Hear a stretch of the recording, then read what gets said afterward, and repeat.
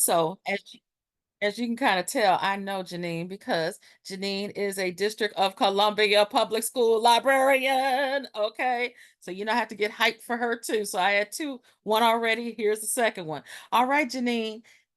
She's a high school librarian and she has a lot of great information to share. Take it away, hon. Thank you so much. Can you hear me?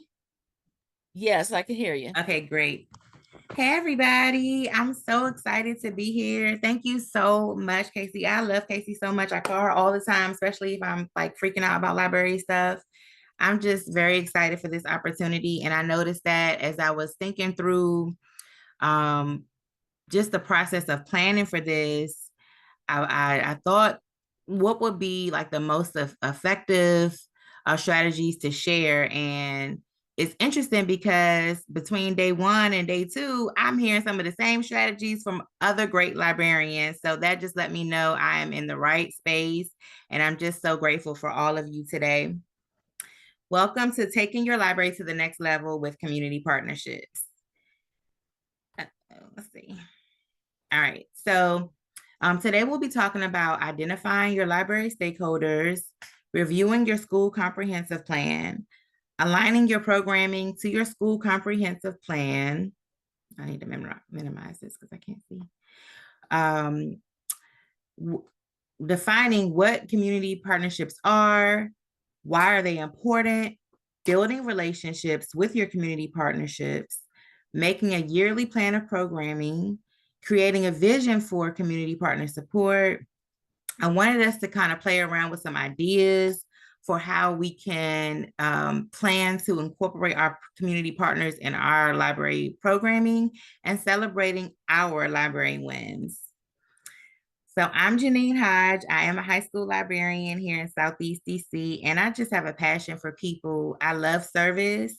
And so in assuming my school library, I got acclimated quickly to my school culture and climate and my environment. And I thought about ways I could devise a plan to create a community of readers. And so I was very intentional about creating a library space that's welcoming, that challenged students, that provided opportunities. And then I also took it up a notch and invited parents and families, and of course, our community members in the library space. And so I host several events throughout the school year to just foster a space of a love for reading and a love for opportunity, a love for knowledge. I host several literacy nights. I do monthly professional developments with my school-based staff. I collaborate with our school alumni. I support student entrepreneurship. And of course, I celebrate and support all things literacy. And so I want to invite you guys on this journey and ask that you please just respond in the chat or just share whatever comes to your heart as we go through this workshop. So one, identifying school library stakeholders. I cannot see the chat, but can you all just share with me who will be your school library stakeholders? Can you all drop that in the chat? Let's see if I can do that. And I'm gonna see if I can join. Okay, so I see parents, administration, students, teachers. Yeah, exactly. And so I'll Family. be honest, that's exactly right. Teachers, students, parents, community members, and your school leadership. And so when I thought about my school environment, my school culture, I thought about the stakeholders in the community that I served and how I could create library programming that best met the needs of my school community. And I will also share, I do sit on my one of the school leadership boards, which is the instructional leadership team. Are there any librarians in the room today that also sit on their school IoT teams, like professional development teams? If you do, hey, and are there any school leaders here today?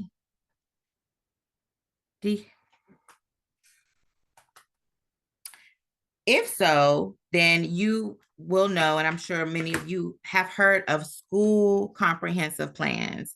I decided to share this with you all because for me, in my school library, I wanted to be intentional about sharing the value of the library programming.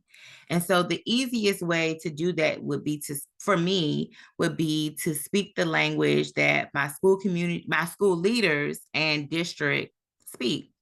And that is found in the school comprehensive plan.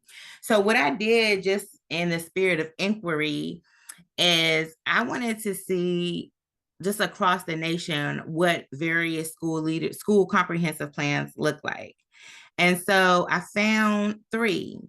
Do we have any attendees here today from New York, Wyoming, what's the other one? Pennsylvania? If so, shout out to you guys. And I am going to share. Let me see. I may have to unshare my screen for a second and then share it again. Yep. I'll share. Can you all see where it says New York State Department School Comprehensive Plan? Yes. Great. So a school comprehensive plan is essentially a document that is developed by your school leadership team. And it consists of several key individuals, including like your school chancellor or like your district chancellor or your district superintendent, whatever you call it. So for the New York State Department of Education School Comprehensive Plan that I found, I went through and I just kind of saw like what are some of the focal points of the district for this particular school? Because for me, if I was a school librarian in this district, this will help me to develop programming, which will be the basis of the conversation that I will be having with my community partners. And by the end of this workshop, you'll see how all of this ties in. And so I'm going to just scroll down so you can skim through it. And then I also have already identified some buzzwords that kind of stood out to me. So you'll see some things that look familiar. We see student achievement. I'm sure we all have been hearing about student achievement. You'll see some words that stand out to you.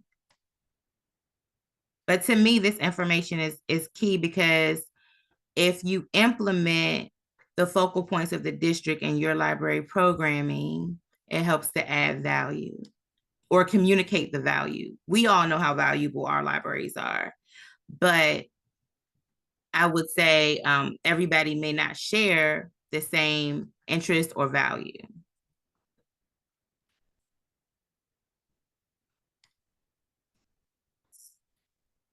I'm gonna keep scrolling. And I'll also ensure that these links are shared with you all when you all get the resources at the end of the week.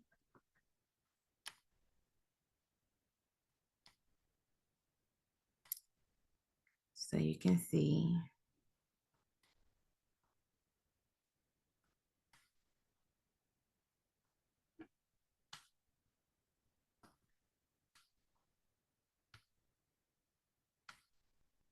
And I'm gonna unshare and I'm gonna go to a different district real quick, just so you guys can see how this looks in different. Give me 1 second.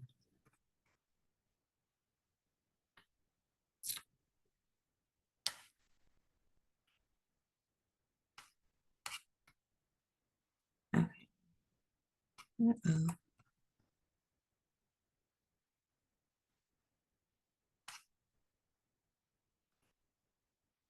Here's Wyoming.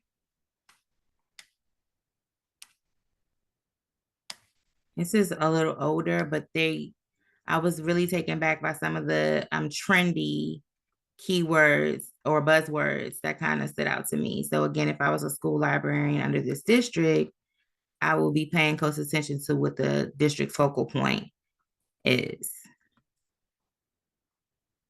or are.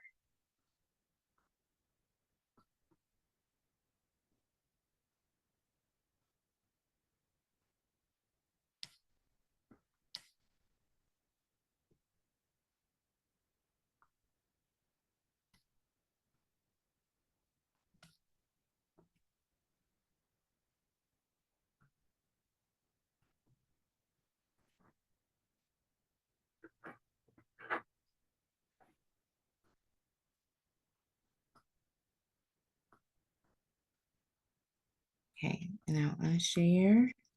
And I'm going to share another one with you. Let's see.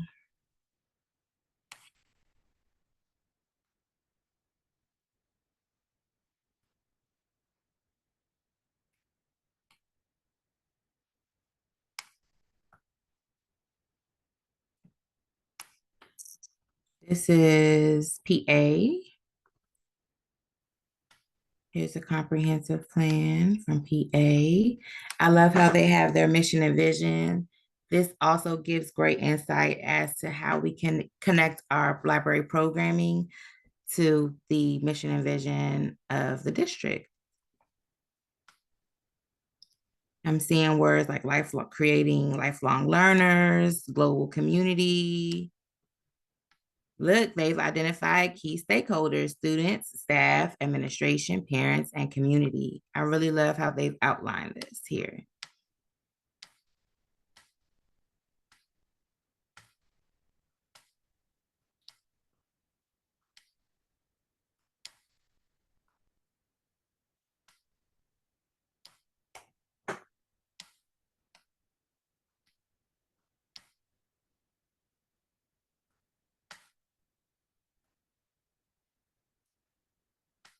Safe and inclusive space for all,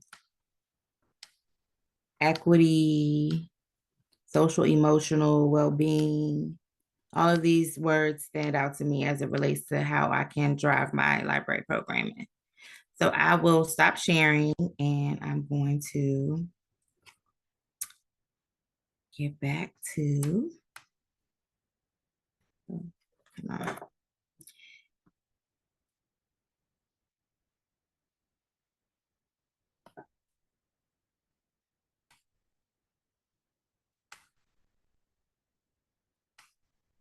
Okay.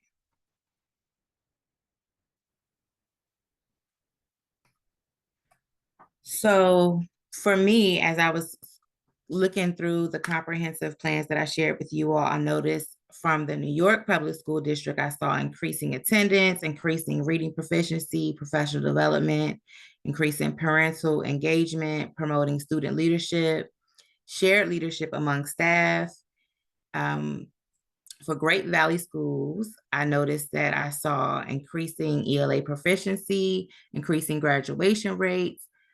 They're intentional about creating effective college and career readiness programming, supporting social emotional wellness, promoting instructional technology. Wyoming, I saw professional development, student engagement, and family engagement. So in the chat, just based on what we've seen so far, off the top of your head, hopefully this has inspired, it just, made you think about some things in terms of buzzwords or linger or just goals and initiatives that you've heard your school leaders mention to you, maybe at the end of the year wrap up. Maybe some of you are on your instructional leadership teams and you've been privy to that information. What are some ways you can support your school leadership by developing programming that is aligned to school leadership goals and initiatives? Can you all drop some ideas in the chat?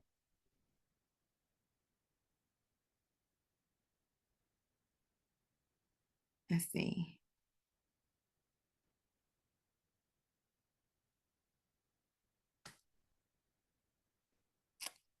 Let's see if I can read.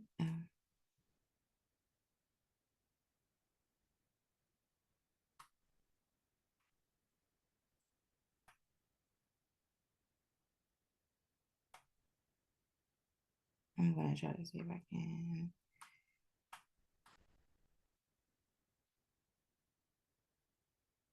Oh, okay.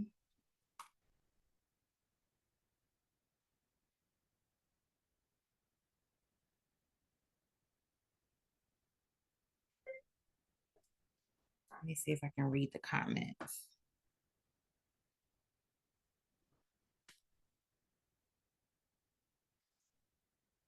Casey, are you able to share? Okay, let me see. Now I should be able to read the comments. Oh, man, I can see it now.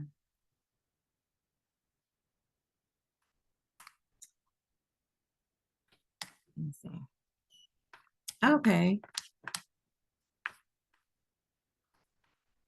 Community engagement. Thank you, Ashley. Community engagement, bringing in partners, field trips, learning experiences, career education, AI literacy. That's interesting. Wow, that's so interesting. Personnel goals. Okay. Collaborating with classroom teachers. Yes.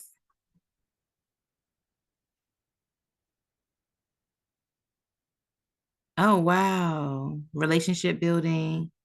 I love your comment, Miss Pamela. That definitely shows intentionality. We have monthly programming with our public library. I love that.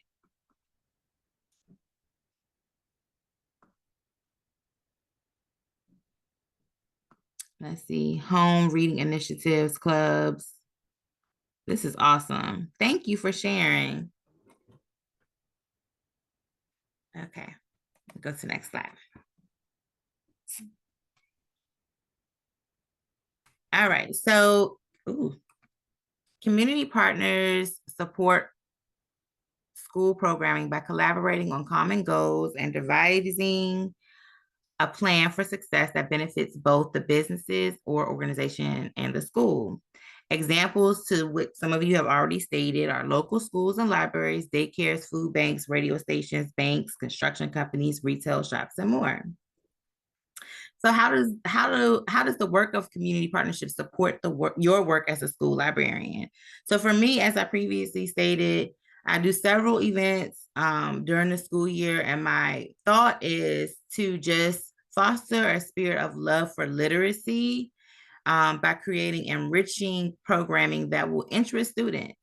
And with the community partnerships that we have attained at my school, they have supported with the logistical like setup for events, funding events, marketing for our events, providing decorations for our events, and things of that sort. And essentially it helps too to build capacity for you as a school librarian as it relates to your implementing and executing your program, but also giving you that capacity to attend to other aspects of the library management that we all support as well. In the spirit of building relationships, I just want to add that when you are engaging with community partners, I would encourage you to invite them to your library events, participate in community partner programming, share your monthly newsletters, leverage social media, tag them. Everybody loves a shout out. When you are inviting your community partners to library events, please let them know in a timely manner. I strongly believe that building relationships is not like in August, you reach out to somebody like, hey, it's back to school. And then in December, it's like, hey, it's the holiday market, because there's some time and place that has taken place in between those months. And I believe that a relationship, it is based on consistency and authenticity. And that will essentially help you both to achieve the goals that you're seeking in the community partnership relationship. So you've already shared some great ideas in the chat. I wanted to get you guys thinking a little bit more too about what your vision is for your community partnerships. Do you need support with student engagement, funding, family engagement, incentives, project-based learning, community outreach, reading advocacy? What does your vision look like for community partnerships? What I did for myself last year, and I took some screenshots, and I'll also share my screen in a second to show you really quickly um, my 10-month advocacy plan. So similar to the previous librarian who spoke, I have a calendar that kind of outlines my programming that is specific to each stakeholder for every month starting in August. And I'll show you guys that too in 1 second. Hold on 1 second. How do I get to it?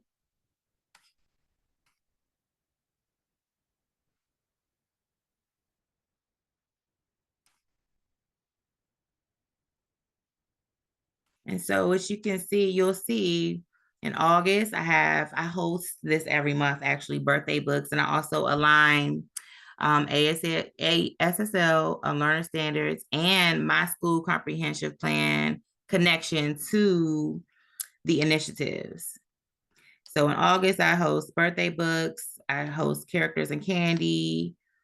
I began to support homecoming, which happens like in October. I've implemented a welcome back bash, but all of these things are outlined here. And this is a pretty lengthy document because again, it is detailed to each stakeholder from August to June.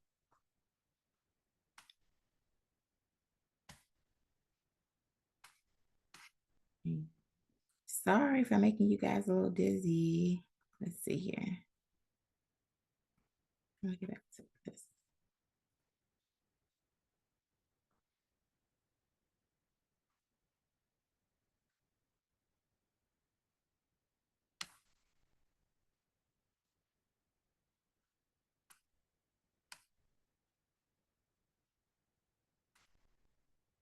Oh, here it is right here. All right.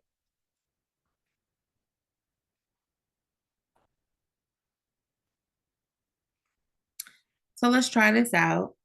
I know that some of you all have already stated some things that have come up in your meetings. I just want to wrap up by extending the opportunity to think through ideas that you guys may have on how you can create programming that supports your school's goals and also provides collaborative practices with your library stakeholders. So what ideas do you have of community partners that you can collaborate with to support your library programming that's also linked to your comprehensive school plan or school focus? Can you drop some ideas in the chat, please? Please consider your students, parents, teachers, administrators, and community members.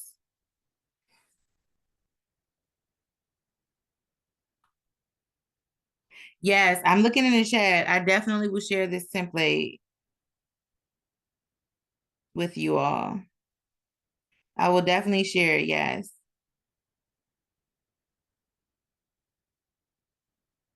Oh, no phone policy. Now that's interesting. I love that. Yes, I did the word of the week last year too, or my first year. Yes, I did. I love that. That's so cool. I'm loving everybody's responses. Attendance is definitely a big issue. And to me, that's why it's so important to create programming that is inclusive for all students so that they do have a sense of belonging and they genuinely want to be in school, which supports attendance and enrollment and funding and all the things that impact our library programs.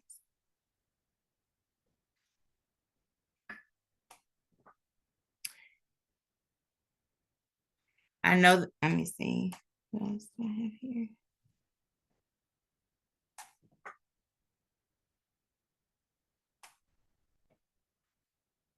Literacy night for families to get, this is awesome.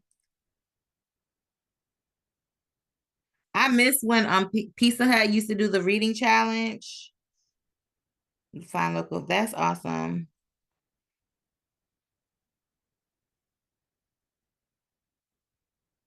Ooh, a reading with members of the local tribes reading to our students. That's awesome. I love that.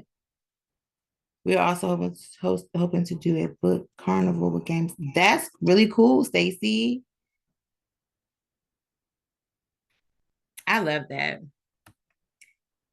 This wraps up my presentation. I would like to say that from my experience, I've been very intentional with community partners. That has helped me to increase student engagement and increase parent engagement, increase school and community engagement. I've gotten book donations. Um, this past year, we were able to raise $15,000 in college scholarships for our students. That was awarded to one of our library intern or a couple of our library interns, radio promotion, um, library professional developments. And I know that we are a community of librarians. I've heard about so much success that you all have achieved in your libraries. Please feel free to drop any of your successes from the last school year in the chat so we can all just celebrate each other and the work that we do in librarianship and community partnerships. Oh, book it, is it? Oh my goodness, I'm gonna look into that. Yeah, book gets offered in certain areas, but I notice it's kind of funny, but I've heard some areas closed, some areas open. I want to bring something to everyone's attention. Um, I know a lot of folks were like, whoa, this is a lot of work. This is what the District of Columbia Public School librarians have experienced. We had to learn how to talk the talk of our administrators because you might remember that they were trying to cancel us all out about 3 years ago. So now 4 years ago. So our director, Dr. Kevin Washburn, has gotten all of us in the mindset of you have to think like an administrator, you have to talk like an administrator, and you have to create programming that will that will support the administration's goals and aspirations that they have for the school. Now, what I'm seeing what Jeanine is doing, Jeanine is just taking it to the next level, in terms of all the work that she's done. Because, like I said, every time I turn on, I go to her page on IG, it's like she's doing a program and she has an audience that's there regularly kids, parents, teachers, you name it, they're there. And you're getting that community support, which is extremely important. So I'm pretty certain, Jeanine, not to put you on the spot, if you needed some money for like some pizza or something for to feed the kids, you can easily get it, can you? Yeah. There you go. So it does take some work and it does take some know-how and you doing a little work on in the out there in the field, but it can be made possible. Now, Jeanine is going to share her this is the entire slide deck or just I parts of it. can, whatever's needed, I can share. It's no It problem. will be on that one pager that will be posted on Saturday. Excuse me, Sunday the 29th. I'm getting a little tired, excuse me. But look, everybody give Jeanine some love in the chat. She did an excellent job. I know this was your first time presenting, but you did Yes. a great job, sis. Did a great job. Give her some love, y'all. Give her some Thank you love. And guys. thank you for coming in. Thank That was really good because I saw a couple of things. I'm like, oh, I need to use that. Thanks again, huh? you.